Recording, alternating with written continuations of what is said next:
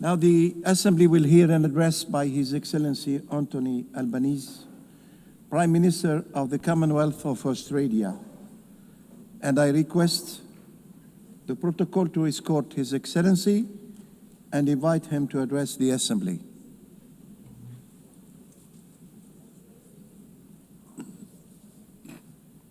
Years ago, the people of our nations came together and put their trust in each other's humanity, an act of faith all the more extraordinary when we recall the devastation that still gripped the world. Yet, out of the grief and ruin of war, that generation found the courage, the wisdom and the compassion to work together for a better peace, to build a world governed by rights and rules, not fear or force, where the sovereignty of every nation is respected, the essential dignity and equality of every man, woman and child upheld, and where the shared mission and purpose of the United Nations is not merely to contain the threat of war, it is to create the conditions for peace, to provide a framework for settling our disputes, to foster the dialogue that enables us to manage our differences and deepen our understanding, and to nourish the opportunity, build the prosperity and deliver the economic justice on which true and enduring security always depends. If 80 years ago this task had been entrusted to the great powers alone, then in all likelihood we would not be gathering here today. Instead, history would note the United Nations as little more than a noble experiment. The reason this institution has endured is because it belongs to all of us, because it has been built and shaped by all of us. And it is up to all of us to bring new strength to the United Nations' enduring mission, to renew our commitment to the principle that peace is both our common cause and our collective responsibility. The creation of the International Rules-Based Order owes much to the post-war leadership of the United States of America. For the region Australia calls home, that stability has underpinned a generational economic transformation.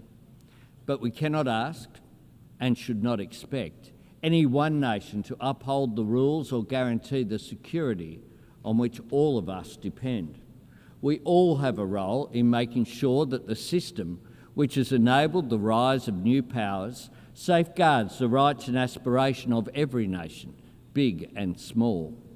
For Australia, this means investing in our capabilities and investing in our relationships, investing in development, in defence and in diplomacy, to strengthen the security of our region, to support the sovereignty of our neighbours and to contribute to the cause of peace beyond the Indo-Pacific. We promote unity in the Pacific Islands Forum. We are deepening our engagement with ASEAN and elevating our partnerships with Indonesia, India, the Republic of Korea and Japan. And we are breaking new ground with old friends in the United Kingdom, the European Union and our principal ally, the United States, because we see mutual understanding, shared prosperity and economic cooperation as the most powerful counterpoints to confrontation, to isolation or conflict. Wars are often started by countries who imagine there is something to gain. The more we can do to reinforce the architecture of peace and prosperity, the more we remind nations of everything they stand to lose. Colleagues, whenever a head of government speaks to this Assembly about prosperity or security, they will always be met with calls for that work to begin at home. Part of our job is demonstrating to the people that we serve that what happens in the world matters to them, that when we cooperate to enhance security, contribute to alleviating poverty, or commit to protecting the natural environment, when we support the agency of forums such as the G20 or APEC, or invest in diplomatic partnerships like the Quad, None of this means setting our national interests or our people's values aside. It means working to fulfil them.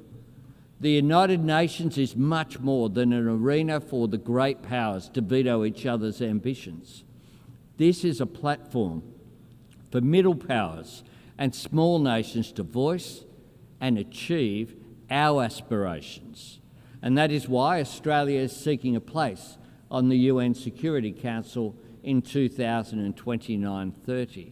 And it is why we are bidding to co-host the 31st Conference of the Parties with our Pacific family, nations for whom climate change is more than an environmental challenge, it is an existential threat. This is a place for the global spotlight to shine on suffering and struggles that might otherwise be forgotten, and for the international community to work together to advance our shared interests and to tackle challenges we cannot meet alone. In 2025, we are confronted by all manner of these challenges in old forms and new. Dictators whose hold on power derives solely from their capacity for cruelty to their own citizens. Tyrants who invade sovereign nations to further their own ambitions. Regimes willing to crush their own people beneath the weight of oppression. Autocracies deploying new technology to undermine our trust in democracy, institutions, and each other. Intimidation and coercion on the seas and in the skies, endangering lives and risking escalation. Terrorists and states which sponsor terrorism, spreading hatred. And if ever we had the luxury of imagining that breaches of international law were not our concern, or that conflict and turmoil in another part of the world could not affect us, those days are long gone. Just last month, Australian security agencies confirmed that the Iranian regime orchestrated the firebombing of a synagogue in Melbourne and a Jewish restaurant in Sydney. Criminal acts of cowardice aimed at spreading fear. We expelled the Iranian ambassador from Australia, the first time since the Second World War that our country has taken such a step. And here at the United Nations, we repeat to the world, there is no place for anti-Semitism. Colleagues, it is not the Australian way to try and impose our values on other nations. But when we deal with the world, we bring our values with us and we strive to back our words with actions. Australia helped to draft the United Nations Charter, and we were part of the first peacekeeping operation under UN authority, proudly supporting independence for Indonesia.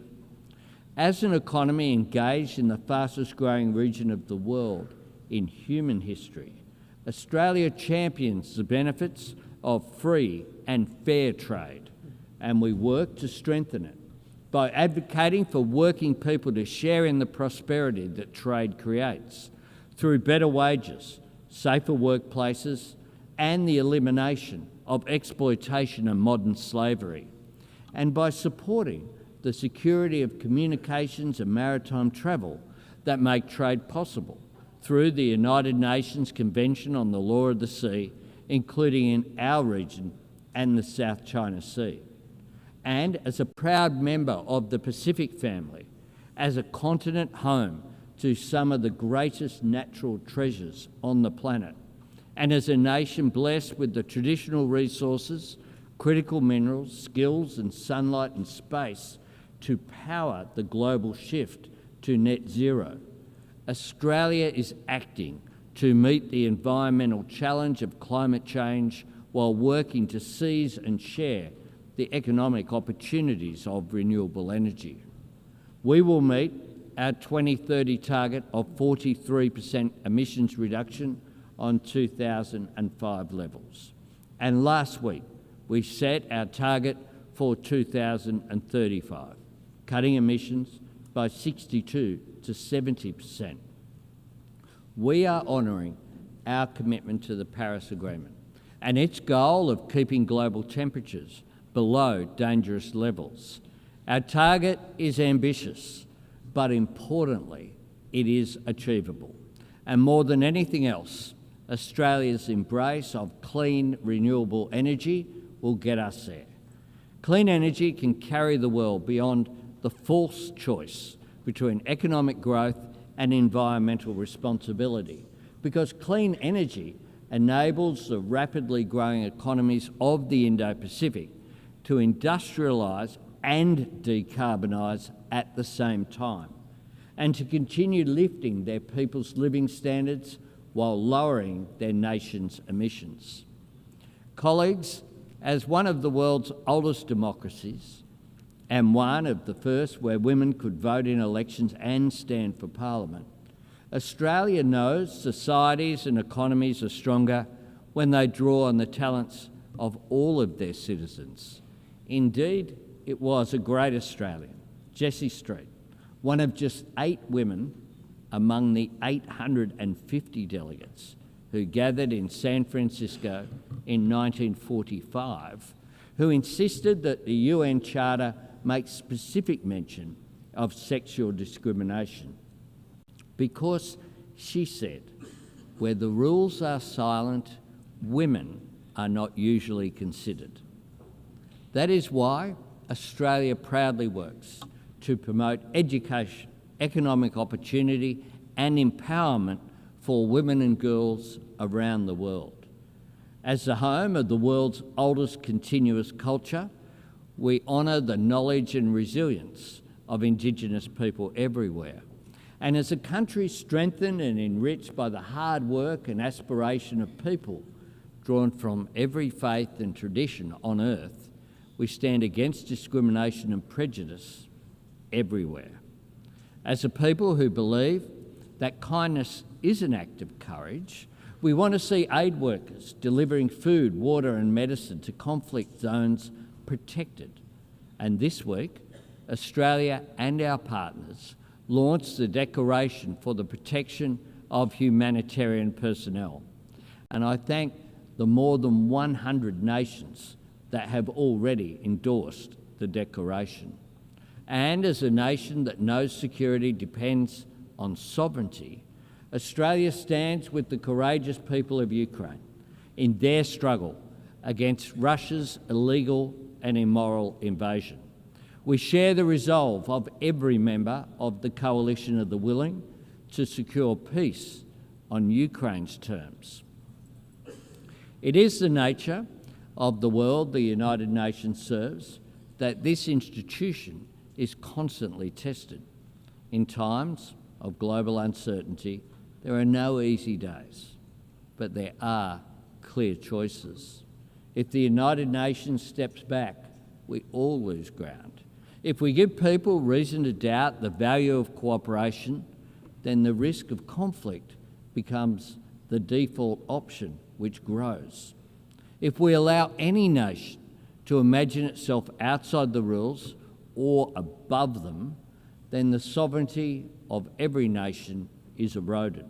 If we resign ourselves to the idea that war is inevitable, or relegate ourselves to the status of disinterested bystanders, if our only response to every crisis is to insist that there is nothing we can do, then we risk being trusted with nothing. We risk a world where dialogue and diplomacy are viewed as a dead end, rather than the vital road to understanding, where cooperation to meet new challenges facing humanity yields to old differences of race or faith or ethnicity, and where people beset by conflict, poverty or inequality come to look on this assembly as little more than a final resting place for good intentions. All of us, proud to belong to this institution, understand that this is not the case. But knowing that or saying it is not enough. We have to prove it, not by pointing to longevity or appealing to history, but by reforming the United Nations so that it can serve us better in the present, and by working together to shape the future. Because While 80 years is a significant milestone, the true value of the United Nations is not counted in decades, it is measured in deeds, in actions that make a positive difference to people's lives.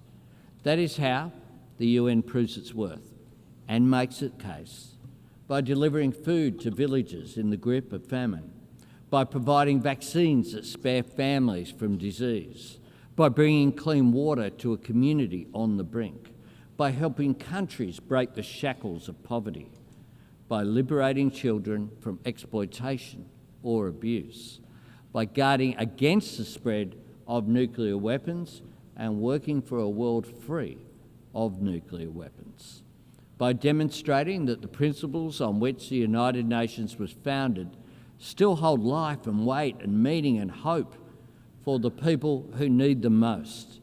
And nowhere is that task more urgent than the Middle East. For decades, leaders have come to this podium in search of new words and new ways to call the world to action on a two-state solution. Today I look to words that Australia helped write 80 years ago.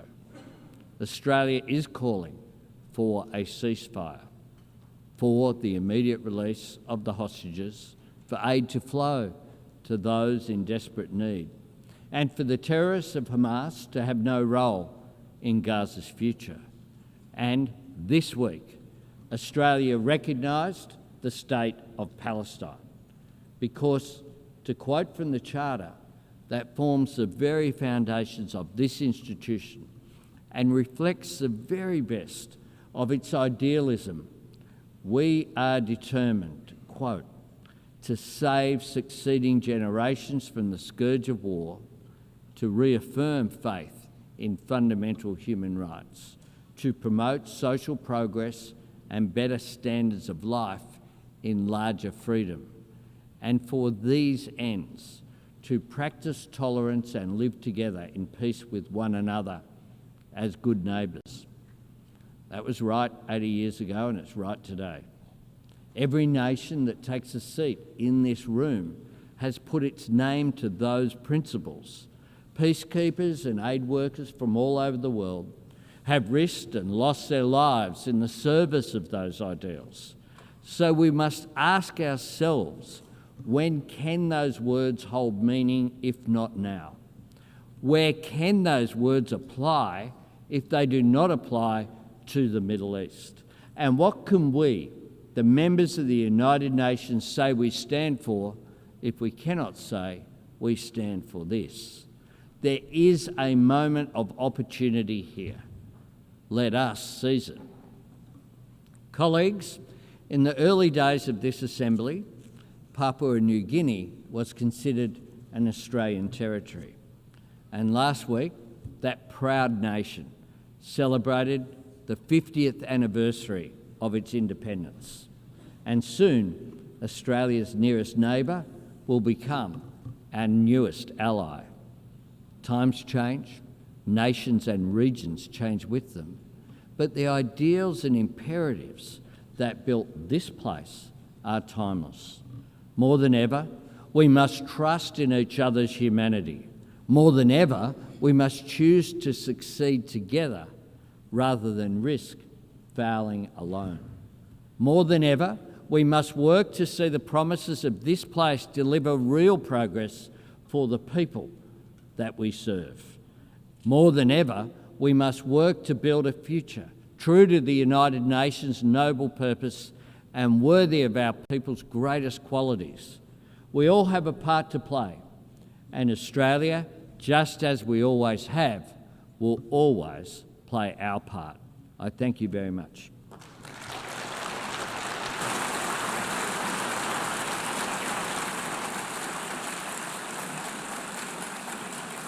On behalf of the Assembly, I wish to thank the Prime Minister of the Commonwealth of Australia.